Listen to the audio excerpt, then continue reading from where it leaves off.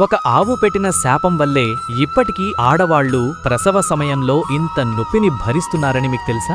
పూర్వం ఒక ఊరిలో ఒక రైతు దగ్గర ఒక ఆవు ఉండేది. ఆ ఆవు ప్రతిరోజు చాలా ఎక్కువగా పాలిస్తుండేది. అందుకే ఆ రైతు ఆ ఆవును ఎంతో ప్రేమగా చూసుకునేవాడు. కానీ ఒకరోజు అనుకోకుండా ఆవు పాలివ్వడం ఆపేసింది.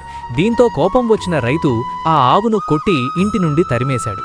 ఆ ఆవు బాధపడుతూ ఇలా దేవుణ్ణి ప్రార్థించింది, భగవంతుడా, ఈ మనుషులకు ఇంత అహంకారం, కఠినమైన మనస్సు ఎందుకిచ్చావు?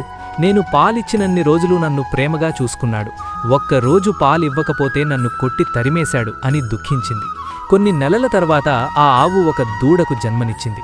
అదే సమయంలో అక్కడికి ఒక అమ్మాయి వచ్చింది.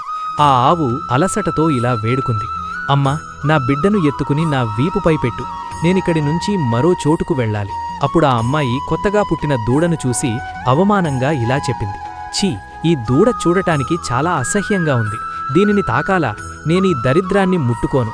అది విన్న ఆ ఆవు బాధతో ఇలా శపించింది, ప్రసవ సమయంలో నేను ఎంత నొప్పిని భరించి అలసిపోయి నీ సహాయం కోరాను, కాని నువ్వు నా బిడ్డను అవమానించావు. ప్రసవ నొప్పి అంటే ఏమిటో నీకు తెలియదు. ఇక నుంచి మీరు ప్రసవ సమయంలో నేను అనుభవించిన బాధ కన్నా 100 రెట్లు ఎక్కువ బాధను అనుభవిస్తారు. అంతేకాదు, మీకు పుట్టిన పిల్లలు వెంటనే నడవలేరు, కానీ మాకు పుట్టిన పిల్లలు పుట్టిన వెంటనే నడుస్తాయి అని శపించింది.